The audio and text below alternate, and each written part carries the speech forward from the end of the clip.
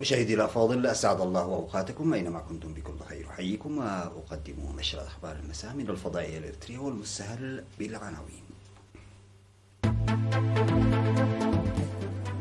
وزارة الزراعة تنظم دورة إقليمية للتدريب على الأدوات المخبرية الزراعية. مديرية أعالي القاش تحل مشكلة توفر المياه الصالحة للاستعمال. مكتب وزارة التعليم في إقليم شمال البحر الأحمر يقيم أعماله السنوية.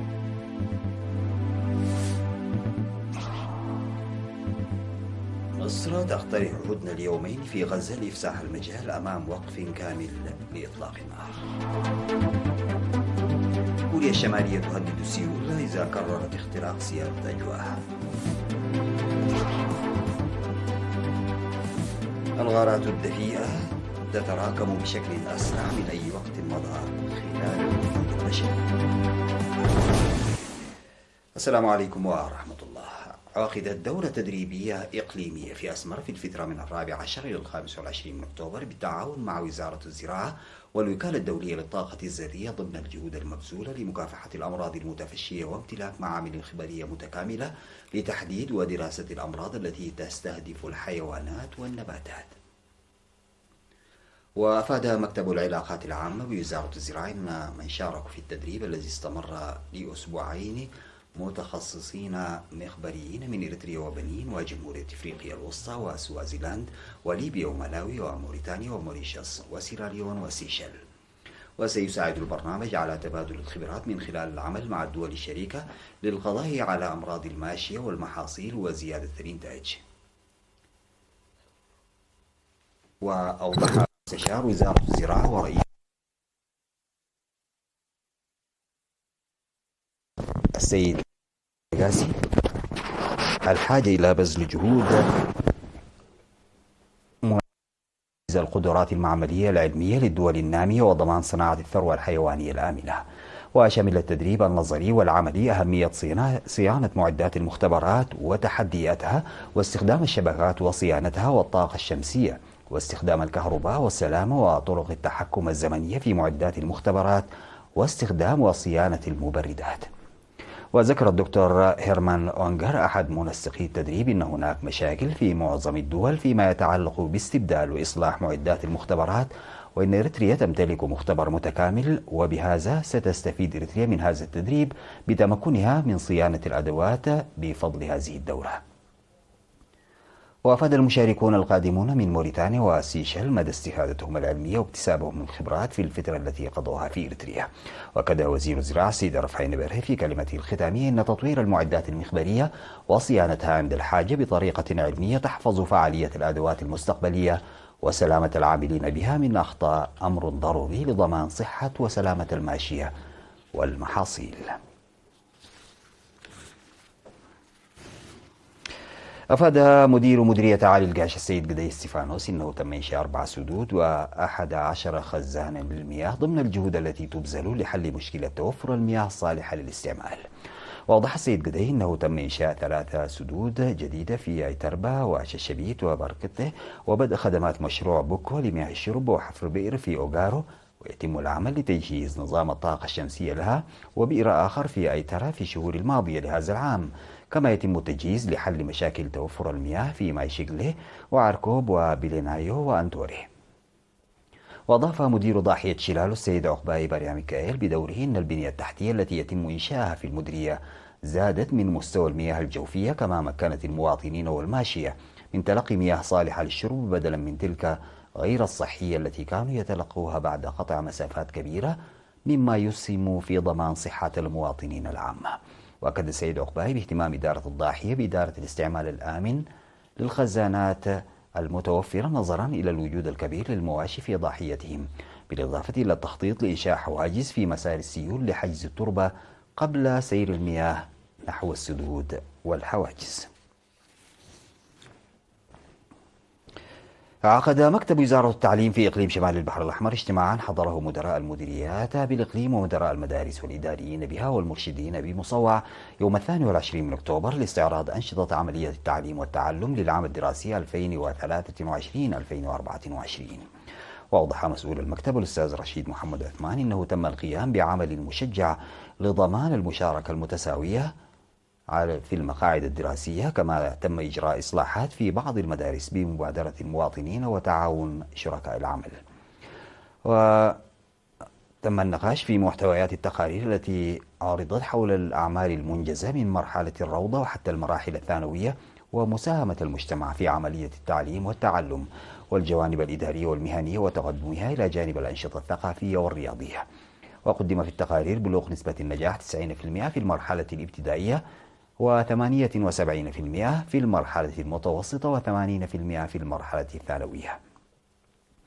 وأشاد ممثل وزير التعليم السيد بطرس هيل مريم بالنظر إلى التحديات التي توجد في الإقليم بالتقدم المحرز في التعليم قبل المدرسي، ودعا إلى بذل جهود متضافرة لتعزيزه بالرغم من التحسينات في تكافؤ وإتاحة فرص الحصول على التعليم ومشاركة المرأة.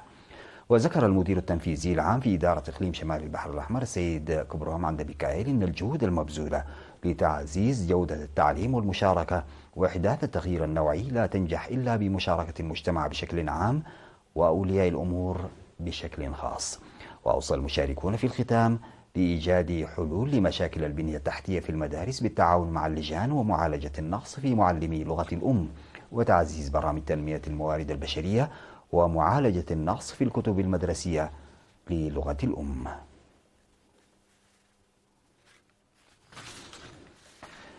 عقد لقاء في مديرية لوغو عنسبة لمناقشة كيفية توسيع دور تنظيمات الجبهة الشعبية للديمقراطية والعدالة في البرامج التنموية. وقال مسؤول فرع الجبهة الشعبية للديمقراطية والعدالة في المديرية سيد برهان الصقاي في الاجتماع الذي حضره أكثر من 500 مشارك من 13 ضاحية أنه تم إنشاء حوالي 58 ألف متر من الحقول وزرع أكثر من 67 ألف شجرة في المحميات المجاورة.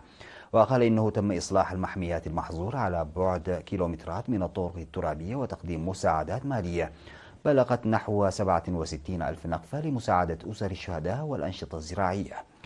وأوضح مدير المديرية السيد إبراهيم حقوس عن أعمال وأحوال أنشطة الكوادر التنظيمية والمسؤوليات التي ترد إليهم. وأوصى المشاركون إدارة الإقليم لمساعدتهم لإيصال محاصيلهم التي زرعت بالقاش إلى قراهم واستبدال الكوادر المتهاونين في عملهم بآخرين أنشط والتضافر للحفاظ على السلم والأمن العام. وعقدت لقاءات مماثلة في ضواحي أدنى وعدن أمن ودك زرقو ودرسني وديدا وحبلة وقرناخدو وليبان.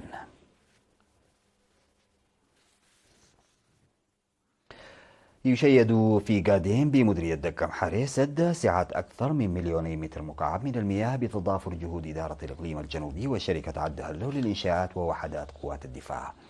وأوضح المشرف على العمل المهندس تسفى مريم تخليه بدأ العمل في السد بداية من شهر مارس الماضي، وسيحل اكتماله مشكلة مياه قادهن والمناطق المحيطة بها. وذكر العمل في إصلاح مجاري المياه أعلى السد لحمايته من الطمي، مشيدا بإسهامات شعب وإدارة مديرية دكة محري. وأفاد أعضاء وحدات قوات الدفاع المشاركة في العمل بأنهم يعملون بجد لإنجاز أعمال البناء حسب الجدول الزمني المحدد. وتبعد قادين حوالي 17 كيلومترا إلى الشمال من مدينة دكة محري.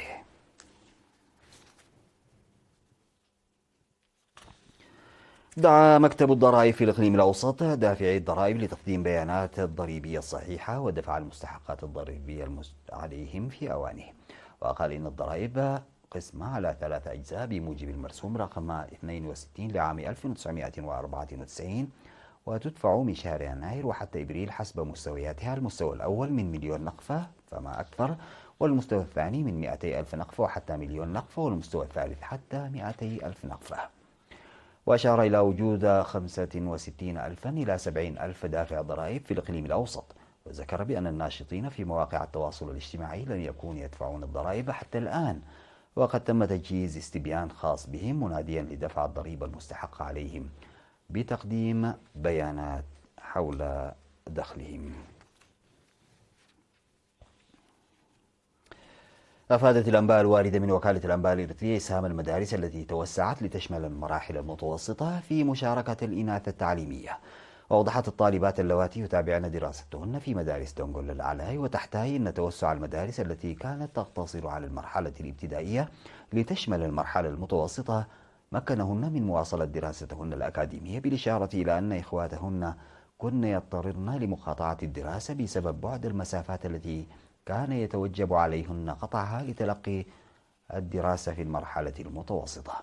وكاد مدراء مدارس دونغولا تحتاي ومتكا الأبيات الابتدائيتين والمتوسطتين بدورهم إن هذا التوسع في الخدمات التعليمية التي تقدمها مدارسهم لم يسهم في مشاركة الإناث الذي تفوق عددهن على الذكور فقط، بل لتفوق الطالبات الأكاديمي ودفعهن في منافستهن العامة في العملية التعليمية. توقف سادتي مع فاصل وأعود بالأخبار الخارجية.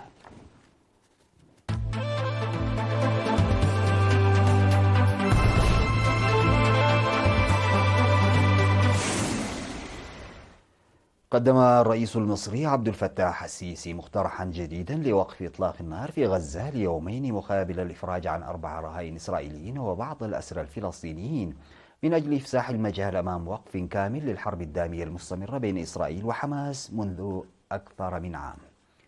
يأتي هذا التصريح عشية جولة محادثات جديدة حول وقف إطلاق النار في قطر بين الإسرائيليين والأمريكيين والقطريين.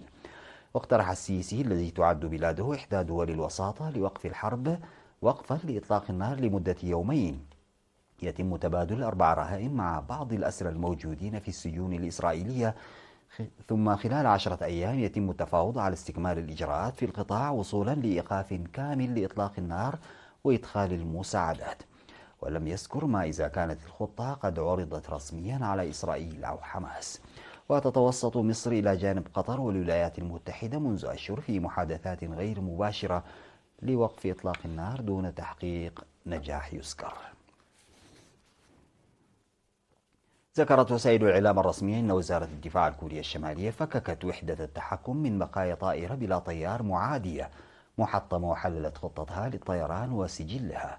وأفادت وسائل الإعلام الرسمية في كوريا الشمالية بأن تحقيقا أثبت أن الجيش الكوري الجنوبي أرسل طائرة بلا طيار فوق بيونغ يانغ لإلقاء منشورات دعائية واصفة ذلك بأنه انتهاك للسيادة. واتهمت كوريا الشمالية المسلحة نوويا سيول بإرسال طائرات بلا طيار إلى مجالها الجوي 3 مرات، وهو ما نفاه الجيش الكوري الجنوبي. وذكرت وسائل الإعلام الرسمية أن وزارة الدفاع الكورية الشمالية فككت وحدة التحكم من بقايا طائرة بلا طيار معادية محطمة وحللت خطتها للطيران وسجلها.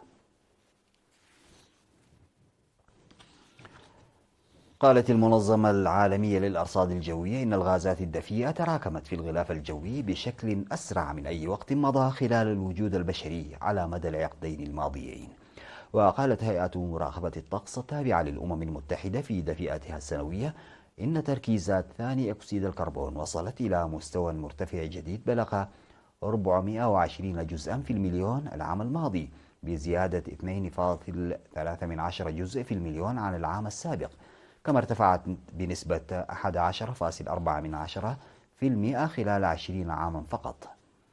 وربما كانت الزيادة في تركيزات ثاني أكسيد الكربون في العام الماضي، وهي ثاني أكبر زيادة سنوية في العقد الماضي، مدفوعة بارتفاع حرائق الغابات، حيث تجاوز الكربون المنبعث من أسوأ موسم لحرائق الغابات في كندا على الإطلاق الانبعاثات السنوية لمعظم الدول الكبرى. وقالت المنظمة العالمية للأرصاد الجوية إن تركيزات ثاني أكسيد الكربون أصبحت الآن أعلى بنسبة 51% من مستويات ما قبل الصناعة، في حين أن غاز الميثان وهو أحد الغازات الدفيئة القوية الأخرى أعلى بنسبة 165% عما كان عليه في عام 1750. هزيمة فادحة مني بها الحزب المحافظ في اليابان بزعامة رئيس الوزراء إيشيبا شيغورو، حيث فشل في الفوز ب 233 مقعدا، ما يمنحه الأغلبية في البرلمان الياباني المكون من 465 مقعدا. وخسر الحزب الليبرالي الديمقراطي الياباني أغلبيته في البرلمان الياباني بعد قضاء 15 عاما في الحكم الذي بدأ عام 2009.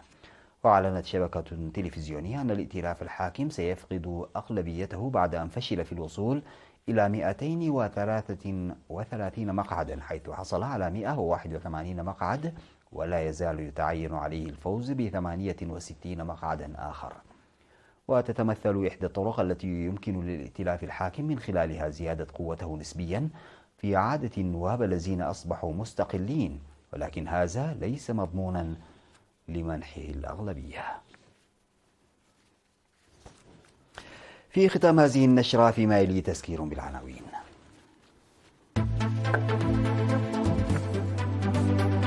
وزارة الزراعة تنظم دورة إقليمية للتدريب على الأدوات المخبرية الزراعية.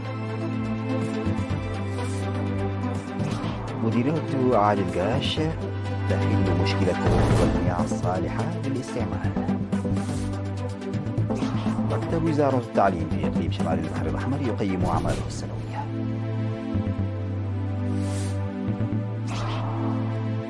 مصر تقترح هدنة ليومين في غزة لإفساح المجال أمام وقف كامل للطرف. كوريا الشمالية تهدد سيول إذا قررت اختراق سيادة الأجواء. الغازات الدفيئة تتراكم بشكل أسرع من أي وقت مضى خلال الوجود البشري. انتهت نشرة أخبار المساء قدمتها لحضراتكم من الفضائية الإريترية. شكرا لمتابعتكم. السلام عليكم ورحمة الله تعالى وبركاته.